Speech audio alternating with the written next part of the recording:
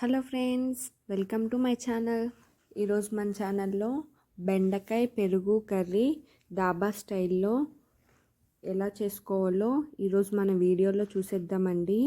ఇంత కలర్ఫుల్గా ఈజీగా నిమిషాల్లో చేసుకునే ఈ కర్రీని చేయడం స్టార్ట్ చేసేద్దామండి. ముందుగా స్టవ్ పైన ప్యాన్ పెట్టుకొని అది హీట్ అయిన తర్వాత 3 టేబుల్ స్పూన్ ఆయిల్ వేసుకొని అందులోనే మనం కట్ చేసి పెట్టుకున్న బెండకాయ ముక్కల్ని కొంచెం గోల్డెన్ కలర్ వచ్చే వరకు ఈ విధంగా ఫ్రై చేసుకోవాలి.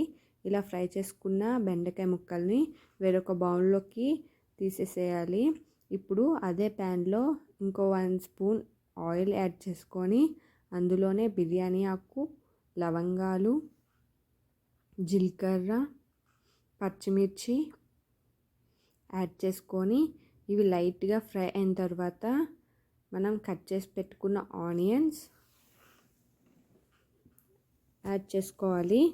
ఈ ఆనియన్స్ బాగా ఫ్రై అవ్వాలండి. ఆనియన్స్ ఫ్రై అవ్వకపోతే టేస్ట్ అస్సలు బాగోదు. ఏ కర్రీలో అయినా ఆనియన్స్ బాగా మగ్గాలి. ఇలా హాఫ్ మగ్గిన ఆనియన్స్లో అల్లం వెల్లుల్లి పేస్ట్ అండ్ సాల్ట్ యాడ్ చేసుకొని అల్లం వెల్లుల్లి పేస్ట్ పచ్చివాసన పోయేదాకా ఫ్రై చేసుకోవాలి. మూత పెట్టి ఈ విధంగా ఒక 5 నిమిషాల పాటు 5 నిమిషాలు అయిందండి. నేను మూత తీసి చూశాను. చూసారా, ఆనియన్స్ అన్నీ బాగా మగ్గాయి. ఇలా మగ్గిన ఆనియన్స్లో పసుపు, కారం, ధనియా పౌడర్, జీరా పౌడర్, గరం మసాలా పౌడర్ వేసుకొని ఈ స్పైసెస్ అన్నీ బాగా మిక్స్ అయ్యేలాగా బాగా మిక్స్ చేసుకోవాలి.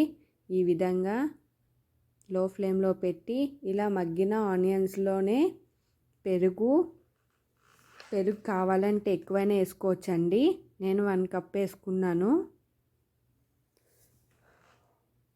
పెరుగు కూడా బాగా మిక్స్ అయ్యేలాగా బాగా మిక్స్ చేసుకోవాలి. లో ఫ్లేమ్లోనే పెట్టుకోవాలండి, లేకపోతే అడుగంటుతుంది.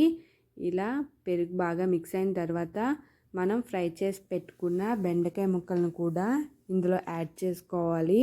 యాడ్ చేసుకొని ఒకసారి మిక్స్ చేసుకోవాలి. బాగా మూత పెట్టి ఒక 5 నిమిషాల పాటు ఉడికించుకోవాలి.